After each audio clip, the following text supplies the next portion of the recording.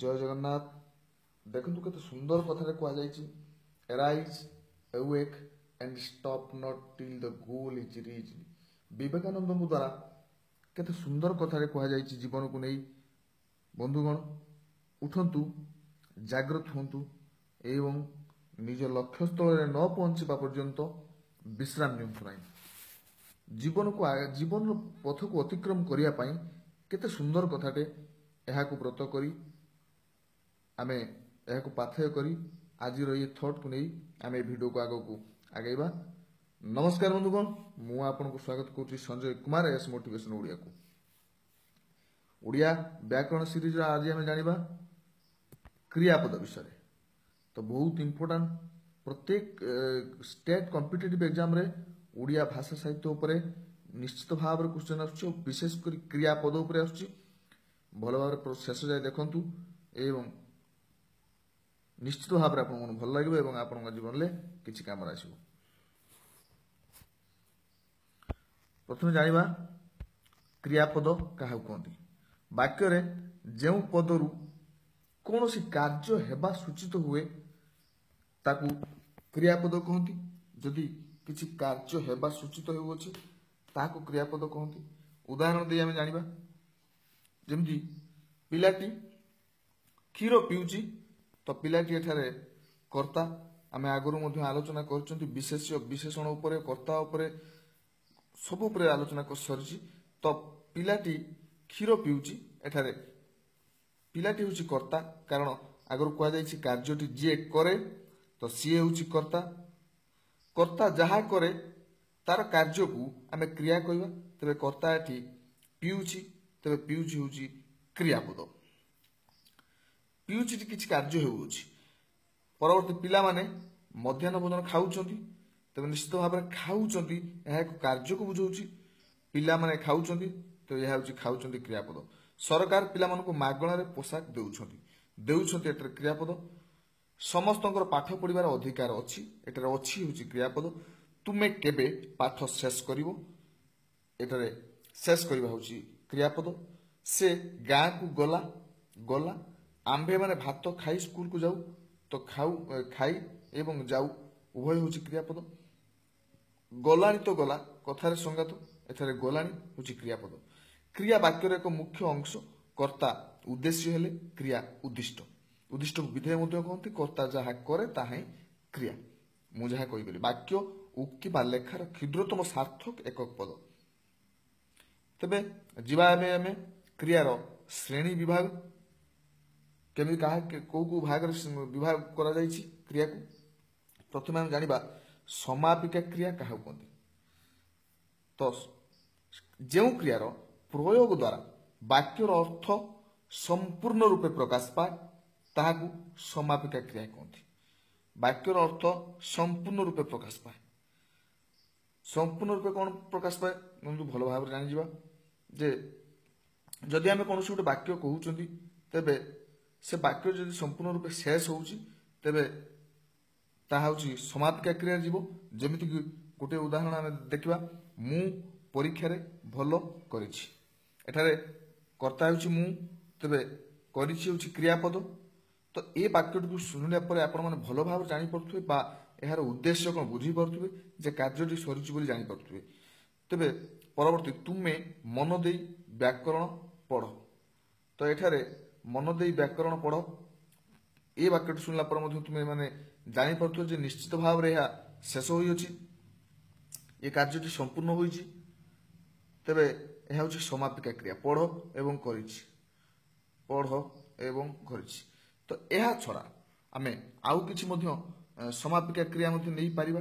जेमिति कि राजू गीत गाउछि। तो यह तो मध्य हम जानि परछुति जे वाक्यटी शेष होई अछि एवं वाक्यटी को संपूर्ण रूपे आमे बुझी परछुति। राजू गीत गाउछि, नंदिनी मंच रे नाचुछि। तो यह मध्य आमे सहज बुझी परछुति। बंधुगण पर जिबा असमापिका क्रिया कहा कहते। असमापिका क्रिया कौन जे समापिका क्रिया विपरीत जो क्रियार व्यवहार द्वारा वाक्यर अर्थ संपूर्ण रूपे प्रकाश पाए नाही, संपूर्ण रूपे प्रकाश पाए नाही एवं अन्य क्रियार अपेक्षा रखे ताकू असमापिका क्रिया कहती। जो क्रिया व्यवहार होता है କିନ୍ତୁ ଅନ୍ୟ ଏକ କ୍ରିୟାର ଆଗମନକୁ ସେ ଅପେକ୍ଷା କରି ରହିଥାଏ। ଉକ୍ତ କ୍ରିୟା ଦ୍ୱାରା ବାକ୍ୟଟି ଶେଷ ହେଲା ବୋଲି ବୁଝାଯାଏ ନାହିଁ। ଯେମିତିକି ଗୋଟେ ଦୁଇଟା ଏକ୍ଜାମ୍ପଲ ନେଲେ ଆପଣ ବୁଝିପାରିବେ। ମୁଁ ଭାତ ଖାଇ ସ୍କୁଲକୁ ଯାଏ। ମୁଁ ଭାତ ଖାଇ, ଏଠାରେ ମୁଁ ହେଉଛି କର୍ତ୍ତା, ଭାତ ଖାଇ ସ୍କୁଲକୁ ଯାଏ। ତ ଏଠାରେ ଦୁଇ ଗୋଟି ଅଛି କ୍ରିୟା, ଯେମିତିକି ଖାଇ ଯାଏ। ତେବେ ଏଠାରେ ଆମେ ଜାଣିବା ଦରକାର ଯେ ଖାଇ ଗୋଟିଏ କ୍ରିୟା, ଯାଏ ଗୋଟିଏ କ୍ରିୟା, କିନ୍ତୁ ଏହା ଭିତରେ ବଡ଼ ଫରକ ହେଉଛି, ବଡ଼ ପାର୍ଥକ୍ୟ ହେଉଛି ଖାଇ ହେଉଛି ଅସମାପିକା କ୍ରିୟା, ଯାଏ ହେଉଛି ସମାପିକା କ୍ରିୟା। କେମିତି ହେଲା? ତ ଖାଇ ବନ୍ଧୁଗଣ, ଆମେ ଯଦି ମୁଁ ଭାତ ଖାଇ ପାଖରେ ଅଟକି ଯାଆନ୍ତି, ତେବେ ଏ ବାକ୍ୟଟି ଆମେ ସମ୍ପୂର୍ଣ୍ଣ ରୂପେ ବୁଝିପାରିବାନି। ଆମେ ଜାଣିଛନ୍ତି ଗୋଟିଏ କର୍ତ୍ତା ଏବଂ ଗୋଟିଏ କ୍ରିୟାକୁ ନେଇ ଗୋଟିଏ ବାକ୍ୟ ଗଠନ କରାଯାଇପାରେ। ତ ଏଠାରେ ମୁଁ ହେଉଛି କର୍ତ୍ତା, ଖାଇ ହେଲା କ୍ରିୟା, ଏହାକୁ ନେଇକି ସମ୍ପୂର୍ଣ୍ଣ ବାକ୍ୟ ଗଠନ କରାଯାଇ ପାରୁନାହିଁ। କାରଣ ଖାଇ ଶୁଣିଲା ପରେ ଆମେ ଏ ବାକ୍ୟଟିର ସମ୍ପୂର୍ଣ୍ଣ ଅର୍ଥ ବୁଝିପାରୁନାହାନ୍ତି। ମୁଁ ଭାତ ଖାଇ ବୁଝିପାରୁନାହାନ୍ତି ଆମେ। ତ ସେମିତି ସେ ଯାଉ ଯାଉ ପଡ଼ିଗଲା। ତେବେ ଯଦି ଆମେ ପଡ଼ିଗଲା ଯାଏ ଯିବା, ନିଶ୍ଚିତ ଭାବରେ ଏ ବାକ୍ୟର ଅର୍ଥ ବୁଝିପାରିବା। କିନ୍ତୁ ଯଦି ଆମେ ଯାଉ ଯାଉ ପାଖରେ ଅଟକି ଯିବା, ନିଶ୍ଚିତ ଭାବେ ତାର ଅର୍ଥକୁ ଆମେ ବୁଝିପାରିବା ନାହିଁ। ତେବେ ଇଏ ଯାଉ ଯାଉ ମଧ୍ୟ ଏକ ଅସମାପିକା କ୍ରିୟା ମଧ୍ୟରେ ଯାଉଅଛି। ତେବେ ଏହା ଛଡ଼ା ଆମେ ଆଉ କେତେ ଗୋଟି ଏକ୍ଜାମ୍ପଲ ମଧ୍ୟ ଦେଖିବା। ଯେମିତିକି କୃଷ୍ଣ ଜଳଖିଆ ଖାଇ ଖେଳିବ। କୃଷ୍ଣ ଜଳଖିଆ ଖାଇ ଖେଳିବ, ଖାଇ ଖେଳିବ। ତେବେ ଇଏ ଖାଇ ଖେଳିବ ନିଶ୍ଚିତ ଭାବରେ ସମାପିକା କ୍ରିୟା, କିନ୍ତୁ ଏଇ ଯେଉଁ ଖାଇ, ଏହା ସମ୍ପୂର୍ଣ୍ଣ ନୁହେଁ। ଯଦି ଆମେ କୃଷ୍ଣ ଜଳଖିଆ ଖାଇ ପାଖରେ ଅଟକି ଯିବା, ତେବେ ବାକ୍ୟଟି ସମ୍ପୂର୍ଣ୍ଣ ହେବ ନାହିଁ। ଏ କ୍ରିୟା ଦ୍ୱାରା ବାକ୍ୟଟି ସମ୍ପୂର୍ଣ୍ଣ ହେଉନାହିଁ। ଏହା ଛଡ଼ା ଆହୁରି ମଧ୍ୟ ଆମେ ଦେଖିଦେବା, ଯେମିତିକି ଚିନ୍ମୟ ବହି କିଣି ପଢ଼ିଲା। ଚିନ୍ମୟ ବହି କିଣି, କିଣି ମଧ୍ୟ ଅସମାପିକା। ଏବଂ ରୀନା ଯାଇଥିଲେ ମୀରା ଆସିଥାନ୍ତା। ରୀନା ଯାଇଥିଲେ, ଏ ଯାଇ, ଏଠାରେ ଯାଇଥିଲେ ମଧ୍ୟ ଅସମାପିକା କ୍ରିୟା ହେଉଅଛି। ଆଉ ମଧ୍ୟ ହେଇପାରିବ ତୁମେ ଯାଉ ଯାଉ ବସ୍ ଛାଡ଼ିଦେଲା। ଯାଉ ଯାଉ, ଏହା ମଧ୍ୟ ଅସମାପିକା କ୍ରିୟା ମଧ୍ୟରେ ଯାଉଅଛି। ସମାପିକା କ୍ରିୟାରେ ଧାତୁ ସହିତ ପୁରୁଷ ସୂଚକ, କାଳ ସୂଚକ, ବଚନ ସୂଚକ ବିଭକ୍ତି ଯୋଗ ହୋଇଥାଏ। ବାଳକଟି ବହି ପଢ଼ୁଅଛି। ଅସମାପିକା କ୍ରିୟାରେ ଧାତୁ ସହିତ ଇ କିମ୍ବା ଉ ବିଭକ୍ତି ଯୋଗ ହୁଏ। ଯେମିତିକି ଆମେ ଆଲୋଚନା କରିଗଲେ, ପିଲାଟି ଯାଉ ଯାଉ ପଡ଼ିଗଲା, ଯାଉ ଯାଉ ଉ, ପାଠ ଲେଖି ଇ ଲାଗିଅଛି, ଲେଖି ଇ, ଯାଉ ଯାଉ ଉ। ଆମେ ଯେମିତି ଆଲୋଚନା କରିଗଲେ, ଚିନ୍ମୟ ବହି କିଣି ଇ ଲାଗିଅଛି, କୃଷ୍ଣ ଜଳଖିଆ ଖାଇ ଇ ଲାଗିଅଛି, ତୁମେ ଯାଉ ଯାଉ ଉ ଲାଗିଅଛି, ଇତ୍ୟାଦି। ଆମେ ଏହାପରେ ଯିବା सकर्मक ओ अकर्मक क्रिया। सकर्मक क्रिया कौन बंधु? जो क्रियार कर्म थाए ताकू सकर्मक क्रिया कहती। आम जानी कर्ता एवं क्रिया, यह सहित आउरी गोटे पद अच्छी कर्म, यह भल भाव में जानी पूर्व भिडियो मान आलोचना कर चाहिए पूर्व भिडियो मान देखिपारे। तो यार एक उदाहरण नहीं जा, पिला माने कोली खाउछंती, पिला माने कोली खाउछंती। तबे एठारे पिला माने कर्ता, खाउछंती क्रिया, यह मध्य समापिका क्रिया। तबे ए दुईटी परे आउरी गुटे रहि जाउछि कोली। तबे एटा कोन? एटा होछि निश्चित भाव कर्म। केमिति जानिबा कर्म?